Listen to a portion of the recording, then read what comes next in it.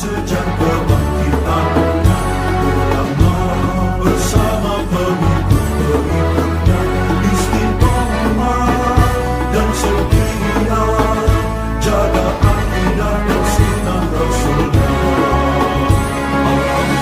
Alhamdulillah segala puji baginya, ulama bersama pengikut-pengikutnya istiqomah dan setia, menjaga agama Nusa dan bangsa. Mari kuatkan niat kita, kita bulatkan tekad kita, terus lanjutkan amal kita, mengembangkan hikmah kita. Bismillahirrahmanirrahim. Qala al-mu'allif rahimahullah wa nafa'ana bihi wa bi'ulumihi fid dharain amin. Wa qala li Suraqata ahadi ashabihi kaifa bika idza labista siwarai Kisra. Falamma ata bihima li Umar inda fathi biladi Farisin albasahuma li Suraqata. Wa qala alhamdulillahilladzi salabahuma Kisra wa albasahuma Suraqata.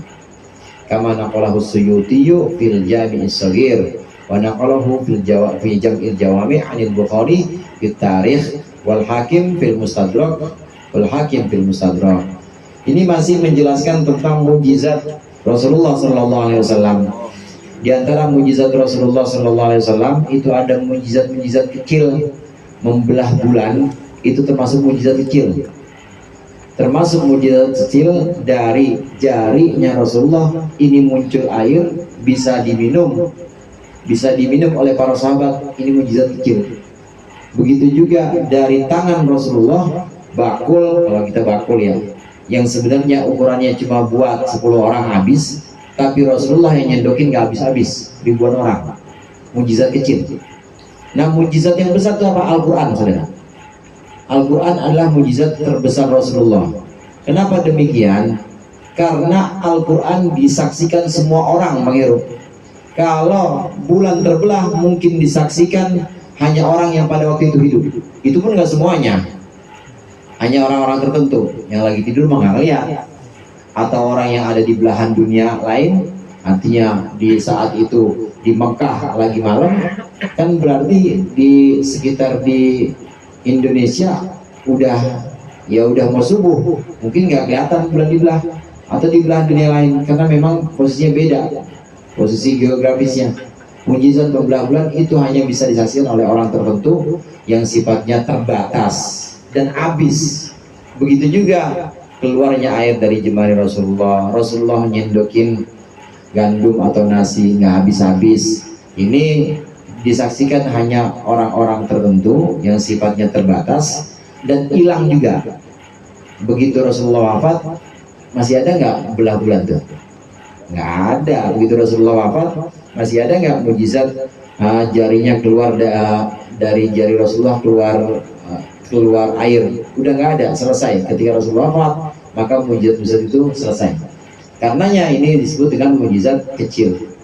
Mukjizat yang besar itu apa? Al-Quran. Al-Quran disaksikan bukan hanya orang yang hidup pada masa Rasulullah SAW, tapi kita sekarang bisa menyaksikan mukjizat Al-Quran. Cara paling gampang begini, baca ayat kursi, wala ya'uduhu hifdzuhuma wa huwal aliyyul azim, itu diulang. Wala ya'uduhu hifdzuhuma wa la ya'uduhu hifdzuhuma diulang 7 kali. 7 kali buat magrin motor misalnya. Insya Allah nggak hilang. Itu kan mukjizat. Itu kan satu kejadian luar biasa yang Allah berikan dengan rahasia huruf yang ada dalam Al-Quran. Itu contohnya paling gampang. Atau baca ayat kursi untuk orang yang kesurupan misalnya. Itu kan termasuk kehebatan atau kejadian yang luar biasa yang bukan hanya bisa dijumpai oleh para sahabat Nabi, tapi sampai orang Bintaro tahu. Sekarang zamannya udah 1400 tahun yang lalu, tapi masih bisa disaksikan oleh kita.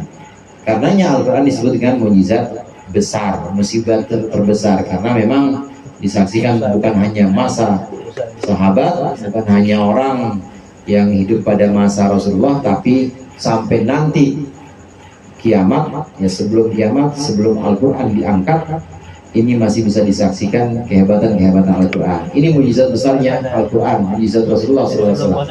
Nah, sedangkan mujizat kecil diantaranya Rasulullah bisa menyebutkan atau mengabarkan sesuatu yang belum terjadi, dan itu sebagian ada dalam hadis, sebagian ada dalam Al-Quran. Waktu orang-orang ini juga pernah dibahas dalam kitab Husnul Hamidiyah ini. Waktu orang-orang Mekah pada taruhan, ada yang megang Persia itu yang dimaksud Persia sekarang, ada yang megang Rum. Dulu ada negara adik kuasa dua, yang satu Persia di sebelah timur, ya dekat-dekat dengan Jazirah Arab, pokoknya Asia, dia di Asia Tengah. Yang satu lagi Rum itu ada di Eropa. Nah, dua negara adik kuasa ini berantem mulu ini dan saling berebut pengaruh. Nah, orang-orang Arab, orang-orang Hijaz dulu sebutannya, daerah yang ada di yang sekarang disebut dengan Saudi Arabia, sebutannya Hijaz, tempat di mana Rasulullah ada di Madinah, kemudian Mekah, kemudian sekarang ada Jeddah, Riyadh, itu namanya dulu Hijaz. Itu taruhan, siapa nih yang menang, apa Rom, apa Persia perang ini. Maka mereka taruhan, kemudian Rasulullah menyebut gulibatir Rum wa hum min ba'di ghalabihim sayaglibun fi bid'i sinin. Emang yang pertama, kata Al-Quran nih, Rasulullah bilang yang pertama Romawi kalah, nanti habis itu Romawi akan menang, kira-kira belasan tahun berikutnya ini akan menang. Dan ini terjadi. Ramalan Rasulullah itu di Al-Quran ada. Nah, di antara ramalan Rasulullah yang ada dalam hadis, kalau tadi itu dalam Al-Quran, Rasulullah pernah menyebutkan bahwa nanti cucunya Sayyidina Husain, tersebutkan Sayyidina, cucunya Al-Husain ini akan terbunuh, akan dibunuh oleh orang Islam. Ini sudah dalam ramalan Rasulullah. Begitu juga cucu Rasulullah Al-Hasan bin Ali, Sayyidina Hasan, ini akan menyatukan umat. Ini terjadi juga. Rasulullah waktu itu masih hidup dan Hasan Husain masih kecil. Ini terjadi.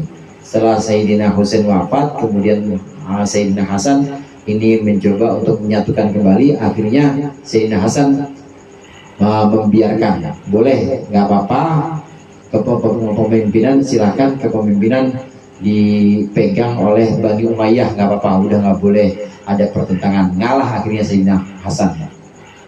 Ini semua sudah diramalkan, termasuk yang diramalkan oleh Rasulullah, yaitu Suraqah, sahabat Rasulullah yang sudah disebutkan oleh muallif dalam teks yang tadi kita baca. Wa qala li Suraqata ahadi ashabihi. Rasulullah berkata kepada Suraqah, salah satu sahabat Rasulullah, kaifa bika idza labista siwarai Kisra. Bagaimana jika engkau mengenakan dua gelang atau dua perhiasan Kisra. Kisra itu raja Persia. Kalau Kaisar raja Romawi, kalau Kisra raja Persia. Kaisar pakai kof. Nah, kalau ini Kisra pakai kaf. Bagaimana kalau engkau menggunakan dua gelang atau dua perhiasan Kisra? Rasulullah bilang, gimana P kalau pakai mahkota raja Persia gimana? Tanya gitu. Rasulullah udah nyebutkan itu. Nah, ini kejadian. Falamma atabihi mali Umar inda fathi biladi Faris, maka ketika Suraqah membawa dua perhiasan atau dua gelang dari kaisar atau dari pemimpin Persia itu ketika ditaklukkannya negeri-negeri Persia, al-basahu mali Suraqah, maka Umar kemudian memakaikannya dua perhiasan itu kepada Suraqah. Waqala, dan berkata Umar, alhamdulillahilladzi salabahu Kisra wa albasahu Suraqah. Segala puji bagi Allah yang telah mencabut dua perhiasan raja Persia dan mengenakannya kepada Suraqah. Kama naqalahu Suyuti, sebagaimana dinukil hadis ini oleh Imam Suyuti dalam Jami' Shaghir, wa naqalahu fi Jamil Jawami, dan juga dinukil dalam kitab Jamul Jawami. Ini dinukil dari Anil Bukhari fit Tarikh wal Hakim fil Mustadrak, dari Imam Bukhari dalam bab tarikh dan juga dari dalam kitab tarikh, dan dari Imam Al-Hakim dalam kitab Mustadrak. Wa naqala ba'duhum an Imam Ahmad fi musnadin hasanin wa sahahahu an Bishri al-Ghanawi. dan disahihkan juga oleh Imam Ahmad dari sahabat Bishr Al-Gunawi. Hadis tentang Suraqah yang ditanya oleh Rasulullah atau disinggung oleh Rasulullah, artinya pernah disinggung, gimana Suraqah kalau kamu nanti bisa mengalahkan Persia dan bisa mengenakan perhiasan Persia? Dan ini kejadian. Bagaimana teks hadisnya? Teks hadisnya ini teks hadis sahih, ada di riwayat Imam Bukhari dan juga Imam Hakim, termasuk juga Imam Ahmad. Teks hadisnya la taftahunnal Konstantiniyata, kalian akan menaklukkan Konstantinia. Konstantinia itu Konstantinopel. Kalian akan menaklukkan Konstantinopel. Wala ni'mal amiru amiruha, dan sebaik-baiknya pemimpin adalah yang memimpin Konstantinopel. Wala ni'mal jaisyu dalikal jais, sebagus-bagusnya pasukan adalah pasukan yang menaklukkan Konstantinopel. Waqad haqqaqa, titik sampai di situ hadisnya. Jadi Rasulullah pernah menyebutkan, pernah memberikan kabar bahwa kalian nanti akan menaklukkan Konstantinopel. Konstantinopel itu masih jauh dari Petukangan. Ada Konstantinopel itu ibu kotanya Bizantium, saudara. Bizantium adalah negara Eropa Timur. Jadi ada Eropa Barat. Eropa Barat itu di Rum, Romawi, ya kira-kira daerah sekarang itu daerah Roma sekarang, itu Eropa Barat. Ada Eropa Timur. Eropa Timur itu Bizantium. Jadi kekuasaan Eropa yang wilayah timur adanya di Bizantium. Ibu kotanya namanya Konstantinopel. Ini selama ratusan tahun belum bisa ditaklukkan oleh orang Islam. Nah, sudah diramalkan oleh Rasulullah, nanti kalian akan menaklukkannya. Dan ini kejadian atau terjadi nyata. Ini bisa ditaklukkan Konstantinopel ini, ibu kota dari Bizantium. Waqad haqqaqallahu ta'ala fathal Konstantiniyati, dan Allah telah mewujudkan fathal Konstantiniyati, penaklukan Konstantinopel, ala yadi sakinil jinan as-Sultan Muhammad Al-Ghazi, atas kekuasaan penghuni surga, yaitu Sultan Muhammad Al-Ghazi al-Mushtahir, masyhur, yang masyhur bi Abil Fathi, dengan sebutan Abul Fatah, fi ami salam samani mi'ah wa sab'in wa khamsin min hijrati sayyidina Muhammad sallallahu alaihi wasallam, pada tahun 857 Hijriah. 857 Hijriah.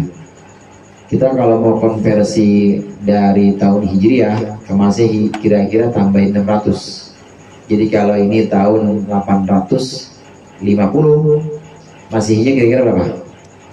Tambah 600 saja. 1400-an, tahun 1400-an.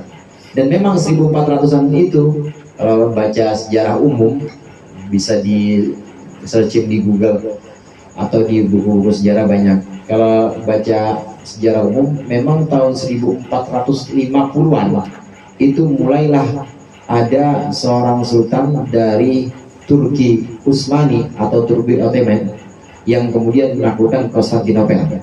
Banyak cerita itu. Di sini sebutannya Abul Fatah, tapi kadang-kadang disebut sebagai Muhammad Al-Fatih. Pernah dengar ya? Muhammad Al-Fatih, ada filmnya katanya, Bang. Ya, ada filmnya itu, Muhammad Al-Fatih. Nah, nama aslinya Muhammad Al-Ghazi. Ini terjadi tahun 1453, di mana Turki Utsmani sudah menaklukkan Konstantinopel. Rasulullah sudah meramalkan itu. Bagian dari mukjizat Rasulullah, bisa mengetahui sesuatu yang belum terjadi beberapa abad kemudian, ini benar-benar menjadi nyata ramalan Rasulullah ini. Nah, sedikit tentang Muhammad Al-Ghazi atau sedikit tentang Turki Utsmani. Turki Utsmani ini satu kekuasaan Islam yang paling besar. Kekuasaan Islam yang paling besar setelah Abbasiyah. Khulafaur Rasyidin atau para pengganti Rasulullah yang memang mendapat petunjuk dan termasuk orang-orang yang dijamin surga oleh Rasulullah, empat. Yang pertama siapa? Khulafaur Rasyidin yang pertama Abu Bakar, yang kedua Umar, yang ketiga Utsman, yang keempat Ali. Ini kan ada semua diterawihkan. Gitu ya, ada semua kan diterawihkan.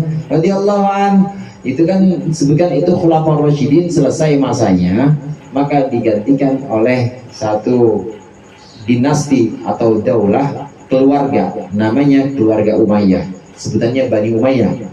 Bani Umayyah ini selama berkuasa selama kurang lebih 90 tahun diganti. Jadi pemimpinnya, rajanya ini diganti dari Muawiyah, kemudian diganti anaknya Yazid. Yazid diganti oleh anaknya si Yazid, namanya Muawiyah juga, sebutannya Muawiyah juga. Dan terus kalau nggak anaknya, ponakannya, terus selama 90 tahun. Selesai Umayyah, selesai Bani Umayyah, kemudian diganti dengan Bani Abbasiyah. Bani Abbasiyah ini dari keturunan Abbas bin Abdul Muthalib, paman Nabi Muhammad SAW. Kalau Umayyah, Amawi sebutannya, atau Bani Umayyah, ini dari Umayyah bin Khalaf, sahabat yang termasuk keturunan Umayyah. Itu Abu Sufyan bin Masya Allah, saya lupa bapaknya. Kemudian bin Umayyah bin Khalaf. Jadi Umayyah, Bani Umayyah maksudnya cucunya Umayyah. Cucunya Umayyah di antara Abu Sufyan. Abu Sufyan punya anak namanya Muawiyah. Muawiyah lah yang menjadi khalifah pertama atau raja pertama Bani Umayyah. Setelah Sayyidina Ali mundur, Sayyidina Ali ngalah, akhirnya Muawiyah yang menjadi Amirul Mukminin atau menjadi pemimpin orang-orang Islam. Setelah itu berpuluh-puluh tahun ini yang berkuasa ya keluarga Umayyah. Keluarga Umayyah selesai, kemudian keluarga Abbas, disebut dengan Bani Abbasiyah. Abbasiyah ini berkuasa kurang lebih 250 tahun, lebih panjang dibanding Bani Umayyah. Kalau Bani Umayyah cuma 90 tahunan, ini 250 tahun. Bani Umayyah 90 tahun, Bani Abbasiyah kira-kira 250 tahun. Selesai pada tahun-tahun terakhirnya lemah Bani Abbasiyah, dan mulai muncul kerajaan-kerajaan yang tadinya ada di bawah Bani Abbasiyah melepaskan diri. Kalau kita bandingkan di Indonesia, hadirin, Indonesia pun begitu. Waktu Majapahit mulai lemah, maka adipati atau gubernur, cara sekarang mungkin gubernur yang dulu berkuasa di bawah Majapahit, ini mulai melepaskan diri. Majapahit menguasai sebagian besar Nusantara. Nah, begitu Majapahit lagi cekcok, ada pertentangan atau perselisihan keluarga, perebutan kekuasaan, maka yang ada di daerah Kalimantan seperti Dahak melepaskan diri, bikin kerajaan sendiri atau berdaulat sendiri, udah nggak mau ikut lagi. Nah, begitu juga pada masa Abbasiyah, masa-masa akhir muncul kerajaan-kerajaan kecil-kecil. Nah, yang besar itu ada beberapa, di antaranya yang besar adalah kerajaan Safawi. Kemudian kerajaan Safawi itu di India. Kemudian kerajaan Utsmani ini yang disebut dengan Turki Utsmani. Abbas dari Abbas bin Abdul Muthalib. Kemudian Umayyah dari Umayyah, Bani Umayyah ini dari Umayyah bin Khalaf. Nah, kalau Utsman ini bukan dari Sayyidina Utsman bin Affan, bukan, tapi pendirinya namanya Utsman. Pendirinya memang namanya Utsman, tapi bukan Utsman sahabat Nabi, bukan. Utsman orang Turki. Maka disebut dengan Turki Utsmani, maksudnya Turki yang didirikan oleh keluarga Utsman. Nah, Utsman di sini ya orang Turki, memang bukan orang yang dimaksud bukan Utsman sahabat Nabi. Turki Utsmani atau Turki Ottoman pada tahun 1390 ini awalnya yang besar itu setelah Abbasiyah ada Bani Saljuk, kemudian ada Bani Safawi atau dinasti Safawi dari India, dan ada Ottoman atau Turki Ottoman ini, Turki Ottoman atau Turki Utsmani. Awalnya pendiri dari Turki Utsmani ini awalnya ada di bawah kekuasaan Bani Saljuk, tapi kemudian Bani Saljuk juga cekcok keluarga, akhirnya melepaskan diri sampai akhirnya dia menjadi besar. Turki Utsmani menjadi besar. Nah, singkatnya dari tahun 1390, kemudian 1400, kemudian 1453, ini yang tadi sedang kita bahas di awal, tahun 1453, ini dia bisa menaklukkan Konstantinopel yang disebutkan atau diramalkan oleh Rasulullah jauh sebelum ya adanya Turki Utsmani. Rasulullah nggak nyebutin nama, tapi kalian nanti orang Islam akan menyebutkan, kalian akan menaklukkan Konstantinopel. Nah, saudara sekalian, memang penyebutan di sini ini tahunnya berarti konteksnya tahun 1400-an, mirip-mirip dengan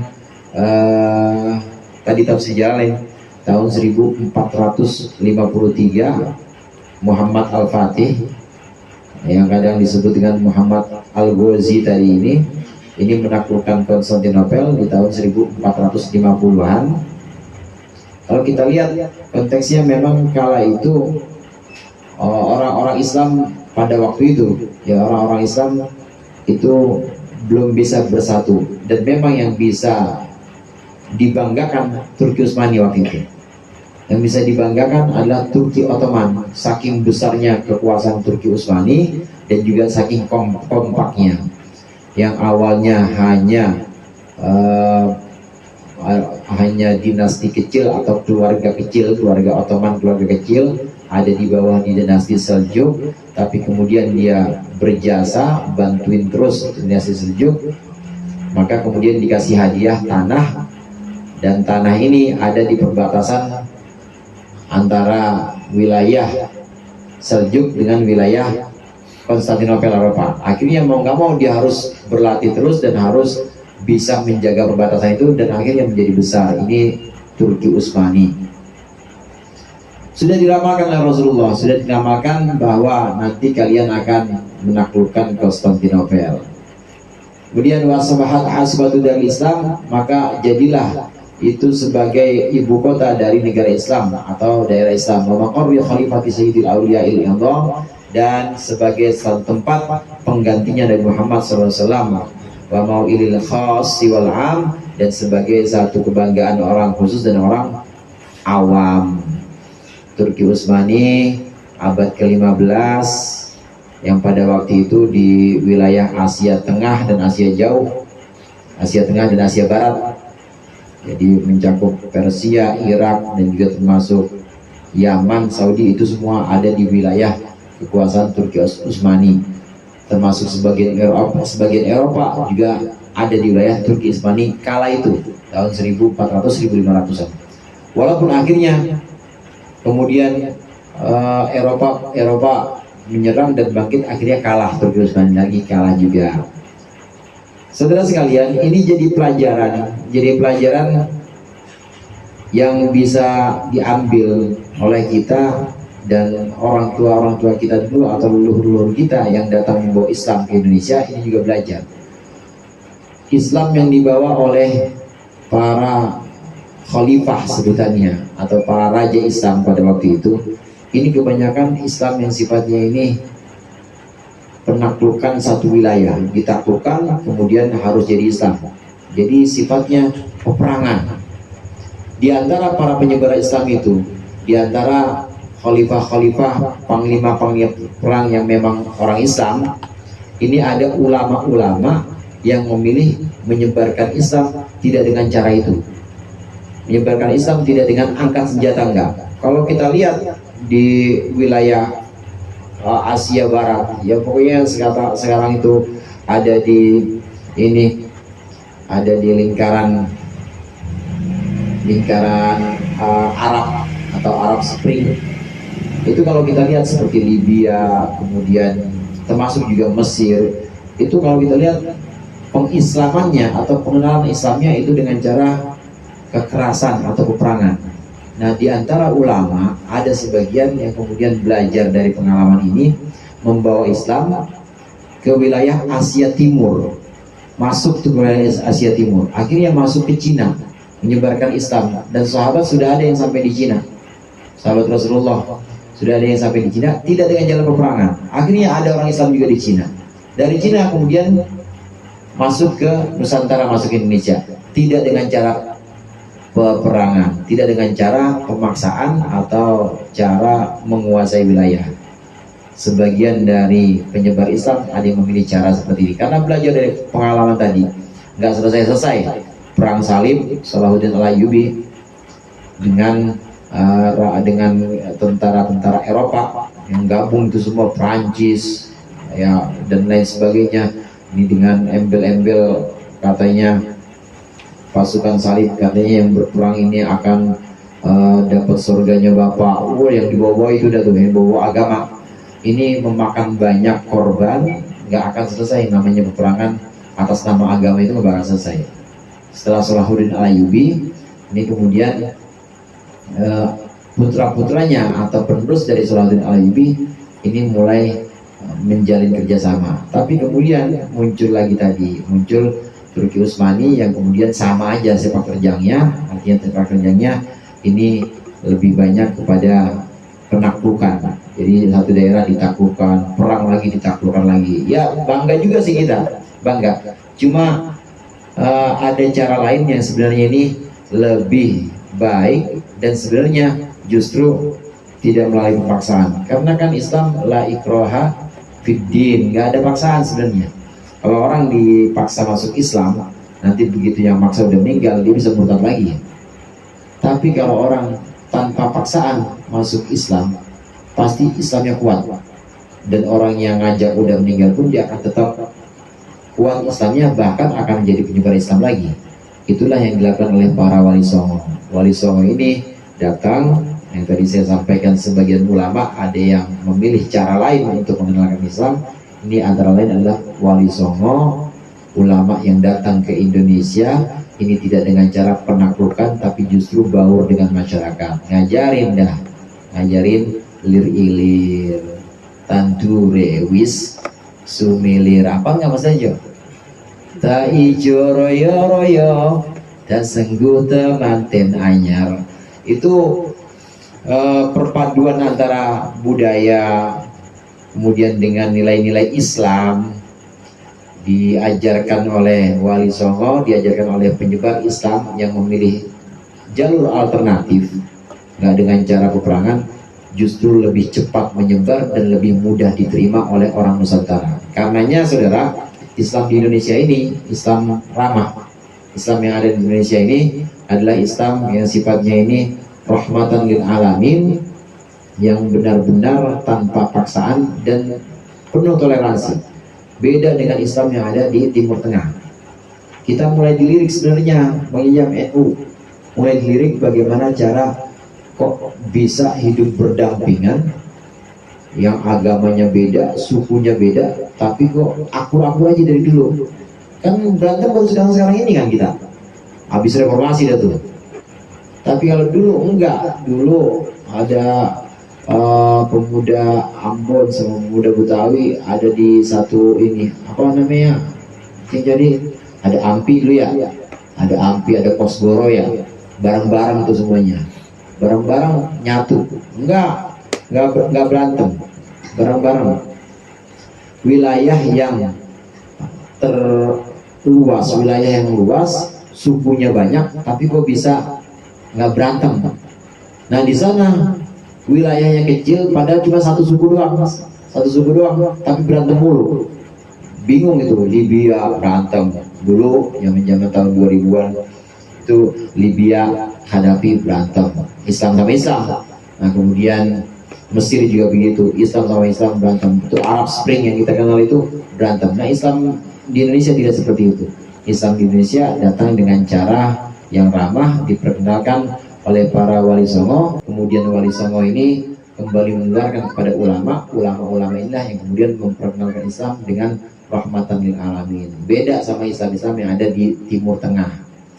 Nah, penjelasan tentang Muhammad Al-Ghazi atau tentang Al-Fatih yang tadi kita kenal, ini bagian dari kebanggaan kita memang, meskipun kita juga harus melihat jalur lain, jalur alternatif cara penyebaran Islam yang sebenarnya justru dikenal oleh kita sebagai warga Islam yang ada di Indonesia ini. Wa mau'il khasil am wa ma ahsana tilka syahadah min hadrati fakhril kainat wallahu a'lam bishawab.